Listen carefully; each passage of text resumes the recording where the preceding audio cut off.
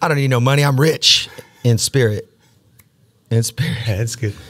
So how is your life without a quarterback? Without a what? A quarterback. Oh, man. Why are you trying to bring that up? Hey, man. I needed something to tease you. Hey, I'm just gonna be a champ right now. I'm just living like a champ right now. But yeah, what a game, dude. What a wow, man. Yeah, I know. It's a really, honestly, like, just a cool story, though. You know, to think about that guy, like, being a quarterback at all these other colleges and then coming here and then, like, he never had, like, true success. And then sometimes it's just you get the right people at the right time at the right place, dude. Hey, ain't no joke, dude. We know Roll Tide's good, dude, but we're the champs, so I don't know what to say about that. You're champs now. Just now. Yeah. Enjoy the moment. That's right. I am. Passive-aggressive ass son of a bitch. Always poking at me on Instagram, dude. I'm sorry. Always fucking with me. That's the only thing I can fuck with you. That's true, yeah. The other thing is just like all good. It's because we're friends, dude. That's what it is, dude. But fuck Roll Tide. You know, just between you and me, when the news came in that Jerry Horton broke his fingers, I thought, like, this guy went skateboarding. For real. Come on. On this episode of Scarred, Jerry Horton breaks his hand. Yeah, man. I was really bummed out when I got the phone call. He called me. He's like, dude, you won't believe, like, what happened. And oh man, he sent me a picture, and his ring finger completely broke in half, and so it's called a spiral fracture. And they had to go in and put metal plates in it and screws. So they put 8 screws in it. Yeah. And so we're like, fuck, what are we gonna do? And then luckily we've been having Anthony Esperance, Tobin's brother. Yeah. He's been playing with us for the last couple of years live.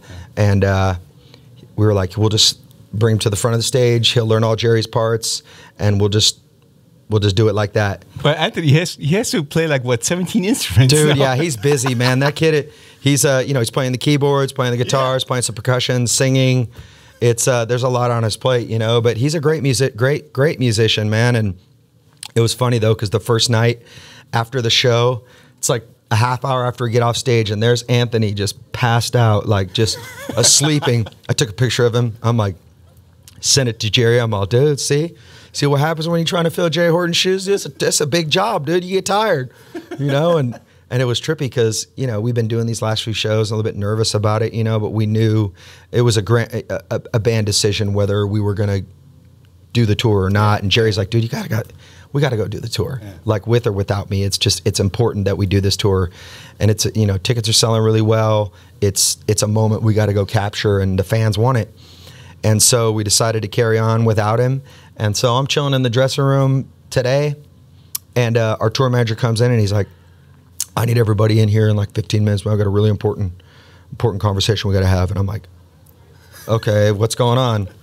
And I'm sitting there like thinking, like, all these bad thoughts are going through my head, and he walks in, and then guess, lo and behold, who walks in right behind him? Jerry Horton. Oh, really? Yeah, so he flew out here. He's coming to hang out for a week on tour. He can't play because his hand is all messed up. Yeah. But it's like, he's just like, I want to come hang with my boys, man. Come see my boys, you know? So he's coming to the meet and greet and meeting the fans and stuff like that, but it's just, he can't play guitar. So he's got to rehabilitate his hand and do the whole deal. So yeah, it's very unfortunate. It was not skateboarding. Okay. Be cooler if it was. It was his dog. No, you want to know the real story? I heard about this dog story, but I couldn't really believe it. I was like, so he went to go grab his dog and like by the collar and went in to grab it and only got his first 2 fingers in before. Sorry, it's my kid's school calling. What? You better take this. You know what it is? My son's probably late for school, and they're calling to tell me that my son's late for school. I'll call my son and be like, get your ass up a little bit earlier. So, and the dog yanks away like unexpectedly, right? And he's going to pull this way, and the dog pulls the other way and just snaps his finger. I didn't know a Chihuahua could have such a power. No, it's not a Chihuahua. It's like really, I saw the dog. His dog is not even that big. It's probably like this big, normal dog, you know? Okay. And it's funny, man, because we were on the last tour at the end of last year, and his wife was like, they had to put one of their dogs down because it got sick, so they were looking to get another family pet. So he's on tour, and the wife's like, yeah, I want to get this rescue dog from Puerto Rico. And he's like, I'm just not ready to get another dog. Well, guess what? They got that dog. Jerry came home. He's like, all right, well, I guess I got a new dog, you know? And so that was, yeah, I'm all, dude, if that dog disappears, it wasn't me. I would never hurt the animal. You know, we have you here now, which is cool because everybody wants to see you. They all want to see you all the time, all the fans, and all the concerts are going great. But I hope I got the right feeling that you guys are going to be back later this year.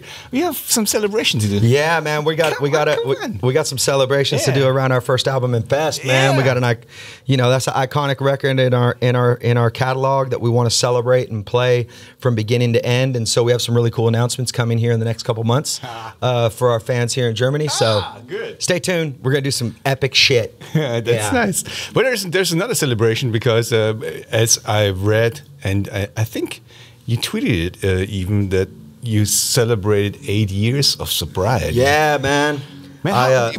Tell me something, because you know, like quitting smoking is one thing, but quitting drinking, I think, is a totally different thing.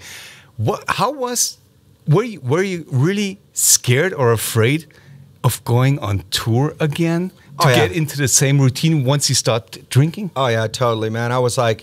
I remember I was 27 when I first tried to get sober, and it was just, life was getting real tough and real nasty, and I was treating myself terribly, and everybody around me just not being a quality person. And so I finally was like, I'm getting sober, and I had a really hard time. You know, I'd go out on the road for, you know, I'd be cool for the first month, and then 5 weeks in, a month is already actually quite long. Yeah, so. And then all of a sudden I'm in the back lounge hiding, drinking, and you know, that's like a really miserable place to be, is like a head full of recovery and then drinking again, because I know you shouldn't, but it's just because it just goes against my spirit. It just puts it's honestly like drinking just turns me into a whole different person, you know, and it's a very dark, muted, senseless version of myself, and it's like I want to be on fire, man, you know. And so I struggled with it for many years, dude. I fell off a lot of times, and then finally, like 8 years ago, my brother came to me, and it was just like one of these nights, you know, I was blacked out at a club or whatnot and acting like an idiot, and he rolled up on me the next day. He's like, bro, like, I used to like respect you, man. I used to look up to you. And now you're just like a fucking mess. Like, you're just a joke, dude. And it really hit me, you know. My wife told me, you know, you stopped drinking, you know, my family, you know. But it was like when my little brother, right, came to me and was like, yo, dude, I used to look up to you, and now you're just a fucking joke. I was kind of like, it really, you know, and it was almost like I was waiting for somebody to just go, yo, dude, fucking wake up, you know. And so here I am, 8 years, no alcohol, man, and I just honestly can say, like, now touring, it's not hard for me, because it's like I've been down that road so many times, and the level of self-destruction and pain and just like looking in the mirror the next day going, oh, what happened? You know, that kind of stuff. It's like the freedom from that alone is like, I'm good, man. I don't want to go back, dude. More booze for everybody else, man. More booze for you, more booze for my brother, you know, more booze for everybody, dude, because I want to drink it all. Yeah. Well, we're in Munich right now. Where's your lederhosen? You know, I actually had one the last time I was here. I saw that. You saw that? Yeah. And I'm pissed at myself that I didn't bring it back on tour with me. It's hanging in my closet back home. So maybe I'll put it on when I get home and, you know, send a selfie. It's a LSU lederhosen, though. Oh, dear Lord. Yeah. Oh. Go Tigers. No, we cut that in the post. Yeah, it's an inside joke. It's an inside joke. I don't even know if you guys would even understand. So, who you trust is like, 2 years old, maybe? Only just over a year. Okay. So I'm not going to ask you about new music, but we got 4 new songs already, dude, for the next record, bro. I knew it. We got some heaters coming. But that's a good question. Some bands started like just putting out songs. They're not waiting to do a whole record. They just put out songs, you know, one after the other. Is there something that you consider doing too? Most definitely. I think a steady stream of music, to me, seems exciting, you know, because eventually, like, you know, if you put out 5 songs over the course of 6-8 months, those are all going to be part of an album. Yeah. You know, and we're still, you know, on this record deal, it's like we still have to contractually turn in an album of music, albums worth of music, you know?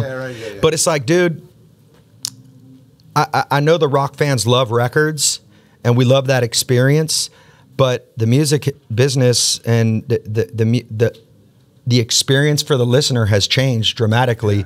And it's like, you look at like hip hop and pop music and they just put out music.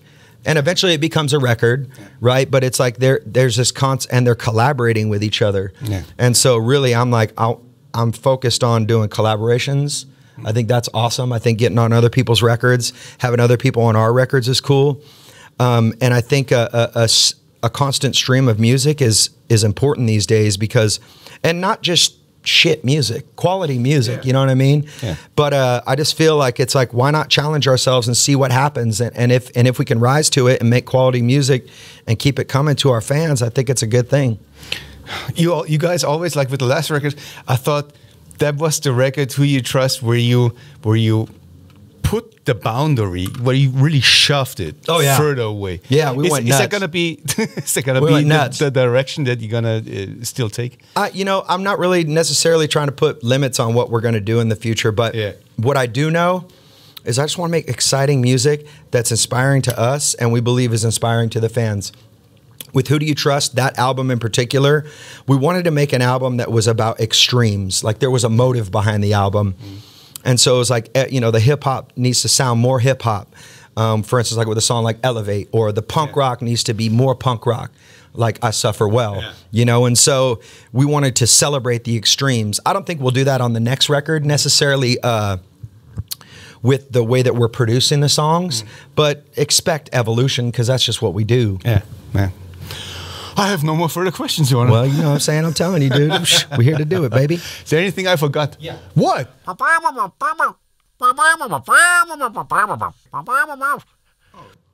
are you going to collaborate with? Man. Thank you. Anyone on your mind? Oh, dude, I would love to collaborate with Run the Jewels. I think that would be sick. I don't know if you guys ever heard Run the Jewels, but I think Run the Jewels is sick. Yeah, they're like an American hip-hop duo, but they're like alternative. They're almost like, it's like a 2020 version of Rage Against the Machine, but not. I don't know. They're just, because they have this like, I don't know, man. I just really love them, dude. I think they're great, man.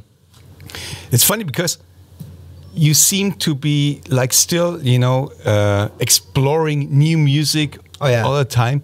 I'm kind of old. I'm pretty much stuck to the old shit. Did you get set in your ways? Oh, dude. I mean, don't get me wrong, dude. I'll pop on like, you know, classic albums all the time. You know what I mean? Yeah. It's important to always go back to your classics and your roots, and it's cool to go back to your classics and your roots and see how they would influence us, now. You know? Yeah. And so, you know, for me, it's like I find myself going back to Faith No More a lot. You know, I find myself going back to Beastie Boys lately. That's another one that we've been kind of vibing on a lot lately. Breast Monkey. What's that? Yeah, Breast Monkey. Oh, it is that funky monkey. Come on, dog. You know, so it's always interesting. But yeah, I'm always listening to new music. There's some great new bands out there. There's a band called Highly Suspect. Have you heard them? Yeah. I dig Highly Suspect. I think they're cool. They're bringing something fresh. I'm always looking for something fresh to listen to. That's just kind of where. That's just how I do it. Yeah, cool. Dude, don't get too old. Don't get too old on me, dog. Don't get too old on me. But ain't nothing wrong with the classics. No. You know, just off the record, when they changed over at the Slipknot show, they played only 80s classics like Rockwell, Somebody's Watching Me. So I had to laugh so much. Like somebody's watching me and playing tricks on me. Whatever. But you gotta laugh immediately when you hear this stuff. Yeah, man. It's classics, dude. Come on, dog. Rockwell, dude. Dude, you went deep on that, dude. Oh, yeah, well, I'm old enough for that. So how old are you? Guess. Probably the same age as me, 43. Oh, yeah. You're 50? 50. Bro. Yeah, I know. You give me hope. Fucking hey, dude. Don't hope too much, you know, on that. Bro. Yeah, well, look, you look fucking great.